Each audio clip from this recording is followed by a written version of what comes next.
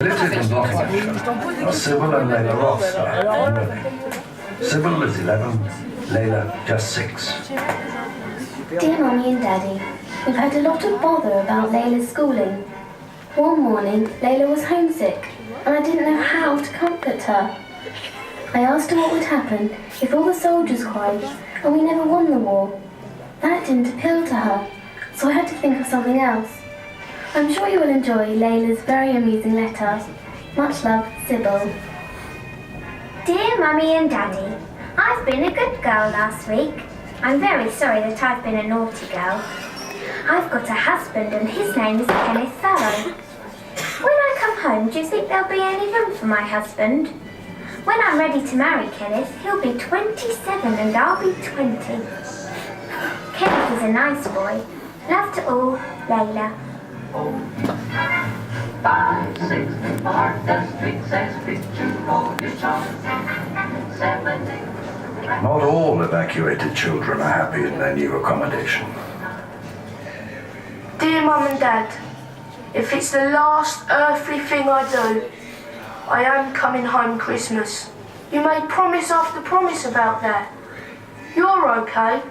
I don't see why I shouldn't be. I'll be more use in London than down here. All I'm being is a blinking nuisance to Cornwall and the government. They had a cage which used to have birds in. In the morning, the birds were let out and we were put in with a bottle of water and some bread.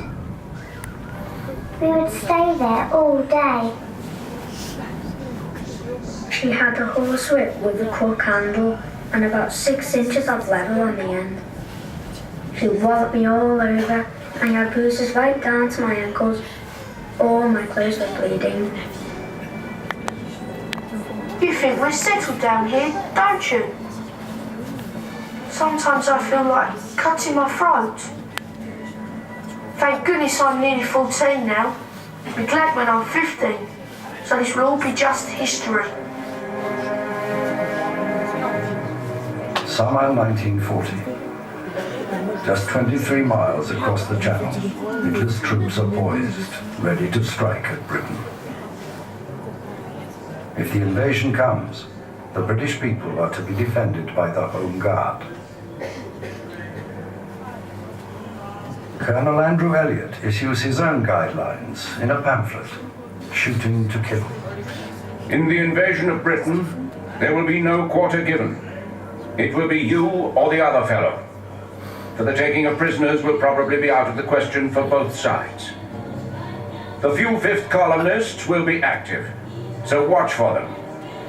Make sure that everyone hides his week's supply of food. Burying it in the vegetable garden is probably the safest place until the enemy has passed.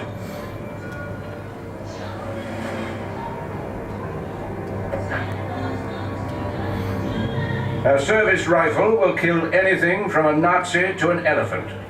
And provided the Home Guard get blood on every bullet, or even every second bullet, things will be very unpleasant for the Nazis.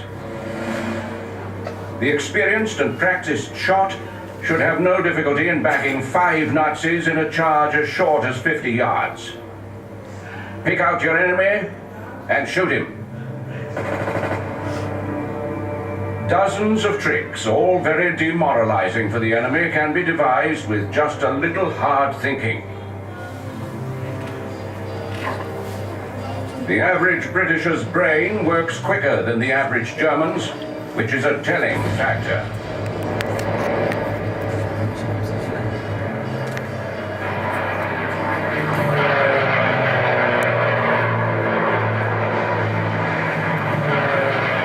In the skies over southern England, the Royal Air Force holds firm. The Battle of Britain. The gratitude of every home in our island and in our empire goes out to the British airmen who, undaunted by odds, are turning the tide of the world war by their prowess and by their devotion. Never in the field of human conflict was so much owed by so many to so few. Hitler has lost the Battle of Britain by day.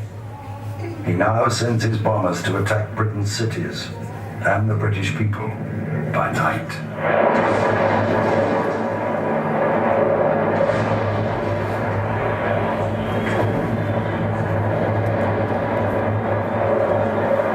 Gladys Cox and her husband Ralph live in Lymington Mansions, North London. 3 alerts so far. Most of the night spent in the cellar. Anti-aircraft guns booming all night. There was the glow in the sky of a fire, and to the south and southeast, shrapnel bursting like winking stars in the clear atmosphere.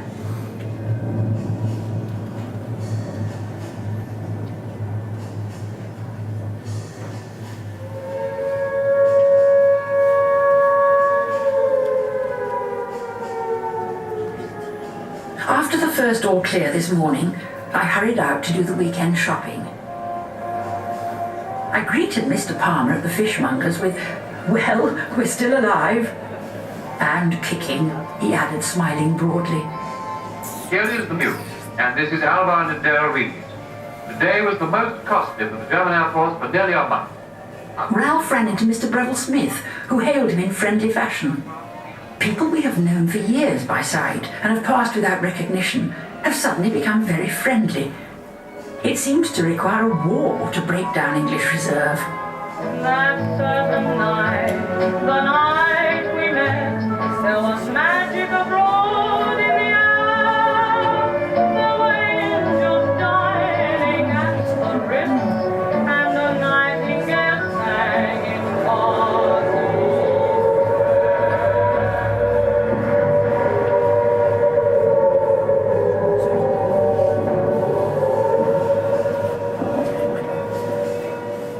The next raid brings disaster for Gladys and Ralph Cox. The bottom of our world has dropped out. I'm so dazed, so tired, so numb. I can hardly think, much less write. Ralph and I went along to the flat. My neat and orderly home. A scene of indescribable desolation. Our marriage certificate, insurance policy, all my letters. Not even the ashes remained. Under my bed, my trinket box was lying open, its contents scattered over the wet carpet. Everything of the least value removed. All the work of looters.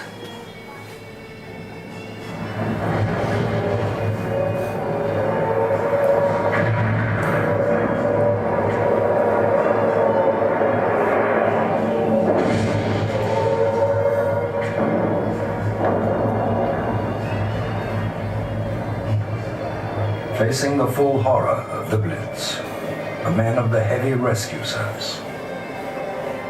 East End bricklayer Bill Regan. Not much sleep tonight. At daylight, we found our job in Dunkeld Street, off Abbas Road. That was quite a mess. Little hope of finding survivors. We gathered 3 bushel baskets of remains. I picked up 2 left feet. One of the men saw a body perched on the rooftop. Nobby Clark climbed up and recovered it. It was badly mutilated. It was some time before we were even able to identify it as female. Some of the men were feeling queasy, so rum was dished out. I was TT, so I gave mine away. Eventually, we found enough evidence to account for 3 people.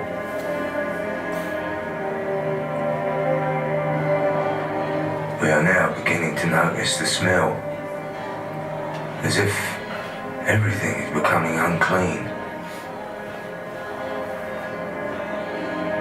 We're all wandering around in small groups, feeling useless, wondering what tomorrow would bring. We soon learned that tomorrow is never. Now is what matters. In the first 9 months of bombing, 40,000 people have been killed.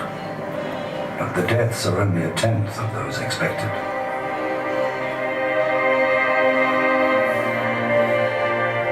Despite the devastation, neither society nor morale has collapsed. In June 1941, Hitler attacks the Soviet Union. In Britain, fears of invasion subside. But overseas, battles are still being lost.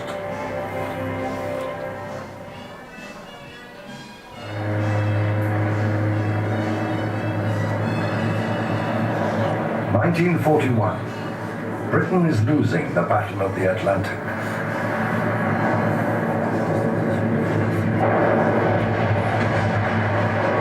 In just 3 months, German planes and submarines have sunk more than 300 merchant ships.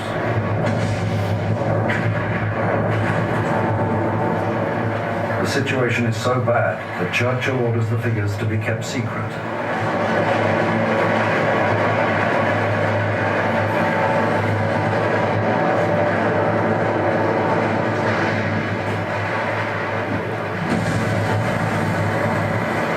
Morale at sea is low.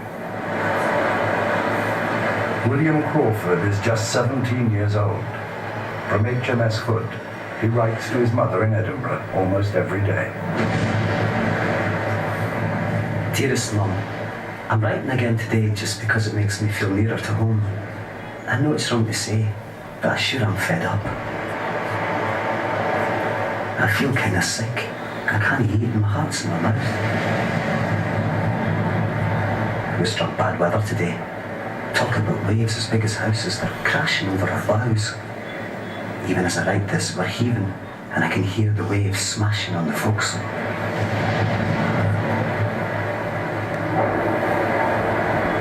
The last leave was the happiest I've ever spent. Sitting around the fire talking, with a good dinner beneath my belt. Och, mother, that I did not have to leave all those things behind. I wonder if it would do any good, Mum, if you wrote to the Admiralty and asked them if there's no chance of you getting a show job at Rosyth. You know, tell me you've got 2 sons away and that. Be sure to tell them my age. If only I could get off the ship, it would not be so bad. Well, cheerio, Mum. My very best of love to you all. Bill.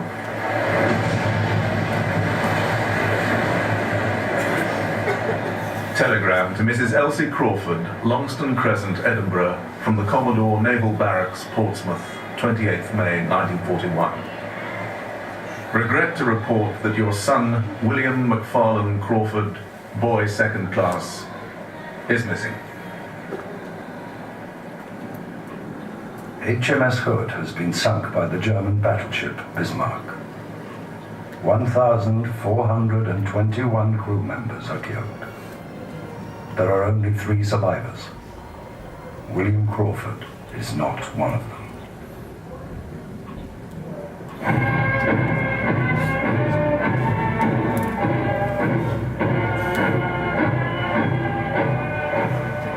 (1942) and Britain is still suffering. The Japanese attack on Pearl Harbor in December 1941 has brought America into the war. But it doesn't stop the defeats. This morning's news of Japan's aggression is of successful countermeasures against the invasion of Malaya. There have also been reports of enemy attacks on Thailand and Hong Kong. At Shanghai, the Japanese have sunk the British gunboat Petrel. What kind of a people do they think we are? Is it possible they do not realize that we shall never cease to persevere against them until they have been taught a lesson which they and the world will never forget? A social worker from Birmingham, Via Hodgson. The news is awful. We seem to be at bay on all sides. I hate the Lord Benghazi. Wretched place. Singapore has fallen to the Japanese. Everyone is mighty uneasy, and no one knows exactly what to do. I bought a spare hot water bottle in the week. They say we shall not be able to buy any for years, so I thought I'd better have one in store until we get an layer back. German aircraft carried out a number of attacks on Great Britain last night. The raids, which lasted for several hours, were scattered over many parts of the country, and enemy aircraft have been reported over towns on the south coast, the west of England, the North Midlands and the North West, as well as over the London area. After 2 years, the people's spirit has been tested in every corner of the country. Gladys Hollingsworth.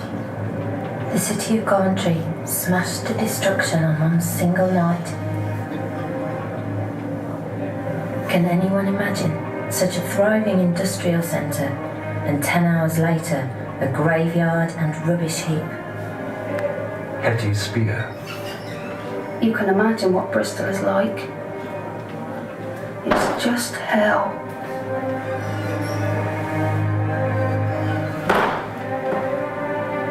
There is nothing left of Castle Street, one side of Queen's Road, all of Park Street.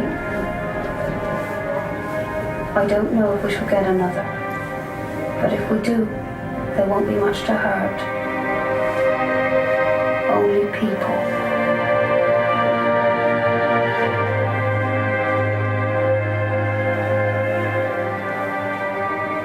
Bridget Hubbard. Our beloved Bath had it again. It makes me rage. Pray for Mrs. Wilson in her little house. It is like a nightmare. They have destroyed a dream. Oh, it's pitiful.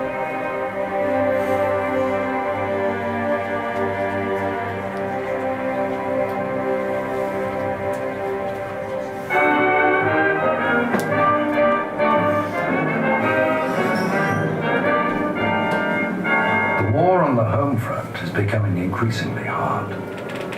Everything seems to be rationed, and there's always a queue. Eleanor Mott is 70 years old. She lives with her sister in Kent. Lord Woolton is curtailing the meat ration.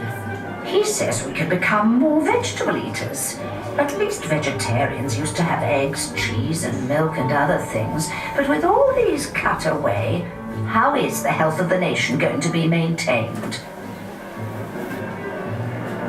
I would like to visit Woolton's dinner table twice a week and see if what was sauce for the goose was sauce for the gander.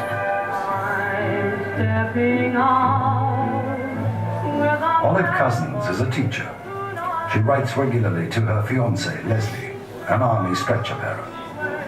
I think the greatest blow is the rationing of corsets and bras. To some poor women, they are an absolute necessity. You know, you men are lucky. All our pleasures are being taken from us. Our makeup, our clothes and silk stockings, everything that makes a woman's life worth living. The black market is thriving. So too are the profiteers. A factory worker in Chester. There's a fellow at our works who brings in lots of stuff. Everything you can think of. Pork, fresh eggs, butter. And how much he makes, I couldn't tell you. He takes a day off work to get the stuff too. The cheek of it. And if the foreman comes along, he just says, like a bit of pork, eh? And the foreman's in like everybody else. And the manager too. I don't think it's right at all. Well, the next film is in 7 minutes in there. To the museum. In June 1942, Britain loses its North African fortress at Tobruk. After 2 years of military defeats, people are even doubting Churchill.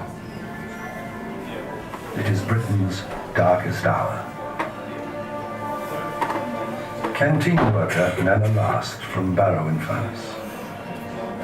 Nearly 3 years of war.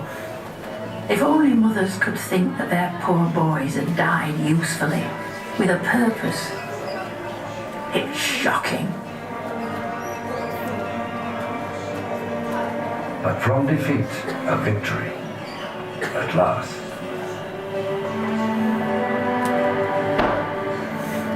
Operation Torch.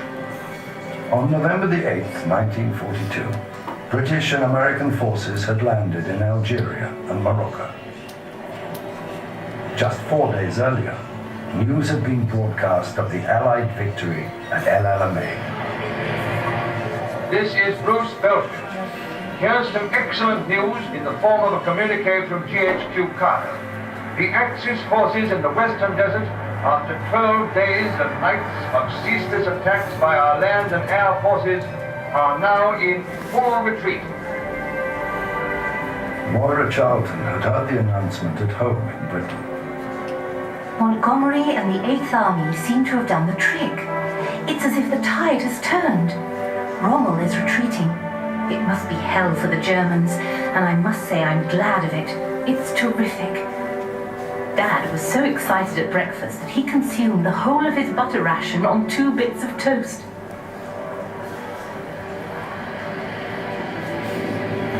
In the Algerian harbour town of Bonn, Peter Royal lands with the 17th Field Regiment Royal Artillery. Dearest Mum, things are going well at the moment, although the Hun is fighting fiercely. We've had a few raids by Stukas at Bonn. My God, was I frightened.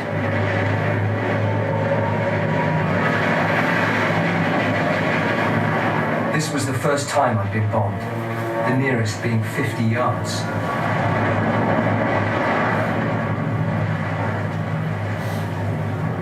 It has been a hell of a strain on us, and some of the men have cracked up. I'm afraid my nerves are in rather a poor state. I never thought I would see men blown to pieces.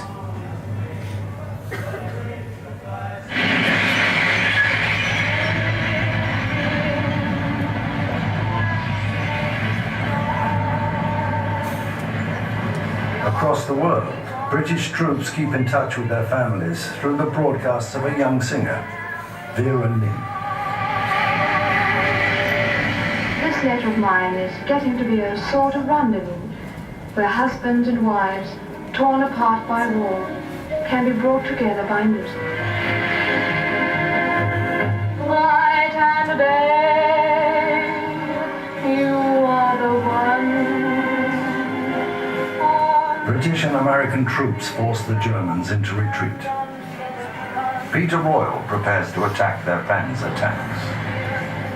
The Boche held the hills, and our guns were just north of the village. At 9 a.m., about 35 tanks came sailing down the valley. We took him very much by surprise and knocked out about 19 tanks for the loss of 1 gun.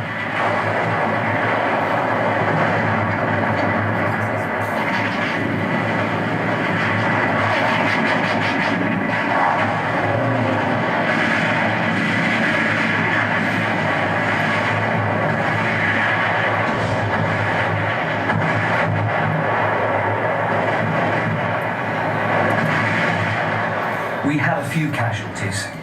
Ray Oddie killed, and Bill Auld wounded in the face. It really is a bloody show, all this. We'll send you a cable from Tunis. Tons of love. Your loving and devoted son, Peter.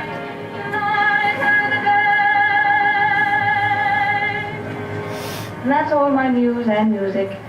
You'll hear from me again next week. Good night, boys. Sincerely yours, Vera Lynn. It will be 5 months before the Allies reach Tunis, but victory in North Africa is secure. The good news sweeps across Britain. Edith Bass from Newcastle writes to a friend in the United States. The news every day is so marvellous. Do you know you could feel the high spirits in the air when your lads and Howard's landed in North Africa? Fed-upness just vanished. Oh, if only I could tell you how everybody over here was just aching for the Allies to go in and win something for a change. Now everybody's got a new lease of enthusiasm. Mother's got a flag all ready for Victory Day. Won't there be some fun when it does come?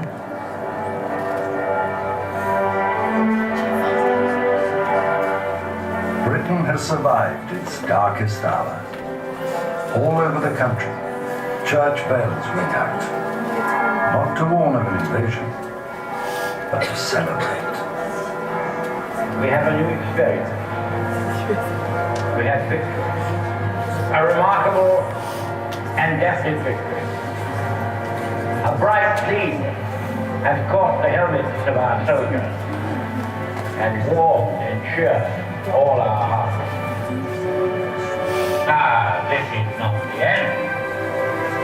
It is not even the beginning of the end. But it is perhaps the end of the beginning.